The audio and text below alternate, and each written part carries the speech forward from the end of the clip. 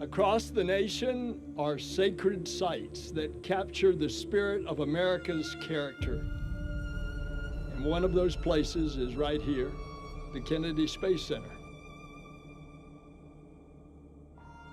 Every single vehicle that has carried humans beyond the bounds of low Earth orbit has undergone integration and testing in that vehicle assembly building, crawled down this roadway and launched right here from the Kennedy Space Center. The Space Launch System, mated with the Orion spacecraft, will continue this proud tradition. As soon as we roll out of the vehicle assembly building, High Bay 3, and the world gets a chance to see this rocket, I think it is going to be shocking. On March 17th, NASA took a giant step toward returning humanity to the moon. The fully assembled Space Launch System rocket and Orion spacecraft for the Artemis 1 mission made its debut outside the massive vehicle assembly building. We've seen the mobile launcher outside, and it's massive, but now add an over 300-foot rocket on top of it, it's just going to be amazing. Charlie Blackwell Thompson oversees the launch countdown, ultimately providing the go for launch. Entity, launch director, representing this team and all the men and women that have worked to make this day happen, I proudly give you a go to roll the Artemis launch vehicle to the pad.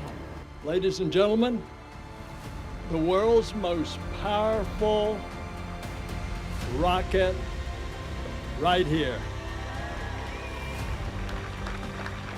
Once outside, the rocket began its nearly 4-mile journey to the pad, riding atop a 6.6 million pound crawler transporter, which was originally constructed to transport the Apollo moon rocket. In 1 year, we have completely stacked the vehicle. We've completed most of our testing, all very successful, and we are so close to launch, and the excitement is just crazy. Now NASA's new moon rocket is making the same journey the Saturn V took 50 years ago. And just as all eyes are on the SLS tonight as it makes its journey, in a few short weeks, all eyes are going to be on the sky as it rocks the space coast and takes its maiden flight around the moon. It is amazing to see the culmination of all of this work of many years from many industries and many people that have come and go, to have a chance to then now see their work going over to the pad and then launching to go to the moon. The rocket is rolling to historic Launch Complex 39B. It's launch pad used for both Apollo and shuttle launches, sending hundreds of astronauts to space throughout the decades, and now on tap to send hundreds more as we return to the moon and venture beyond to Mars. But for this mission, there will be no astronauts on board. Before the uncrewed Artemis 1 stack can launch to our nearest celestial body, it has to travel to the pad for a wet dress rehearsal, a test to run the rocket, capsule, launch team, and launch pad through their paces, simulating a launch countdown. When we get to the pad team will be connecting all the interfaces between the pad and the mobile launcher so that we can go ahead and start our operations at the pad. So at that point, the launch director really takes over, and she will go down the sequence as if it was really a normal launch day. Wet dress rehearsal is essentially launch without a launch.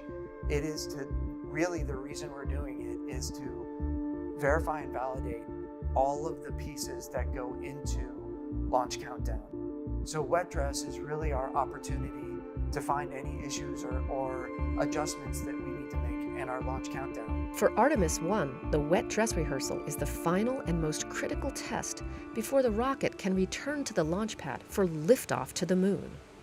During the countdown, over 730,000 gallons of supercooled liquid propellants will be loaded into the rocket as part of the nearly 2-day launch countdown.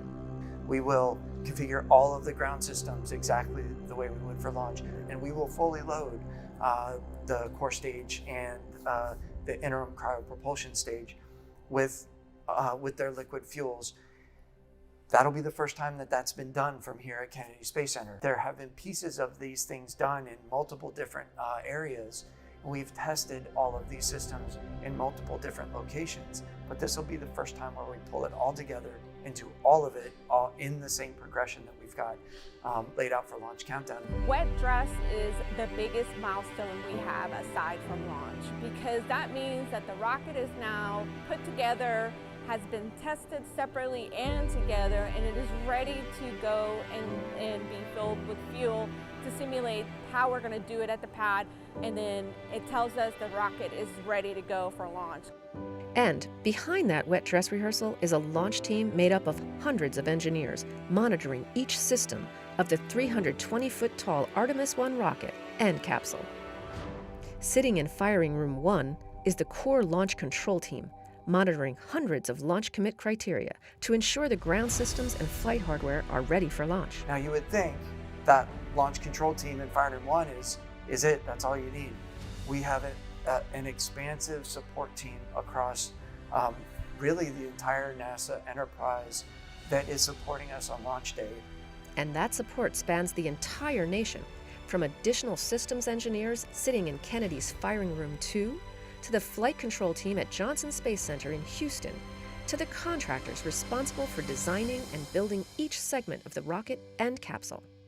This team is really shaping up to be a great, very skilled and ready to operate and execute launch for Artemis 1.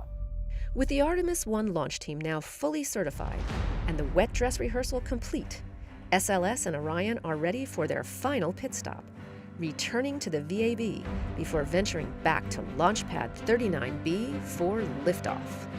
I mean, we are going, and we're going together, and we're having an opportunity to do this in a new generation of space exploration in which I can say that I'm honorably a part of. You know, you come every day to the VAB and you see the rocket and you can't believe what we have accomplished. People throughout history have always explored, and you never know what you're going to learn. Exploration is not always about the destination, but it's the path that you travel, the things you learn along the way. And the things we're going to learn are going to be incredible. We can't even begin to understand what those are today.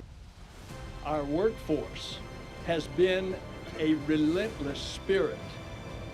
We imagine, we build, we never stop pushing the envelope of what is possible.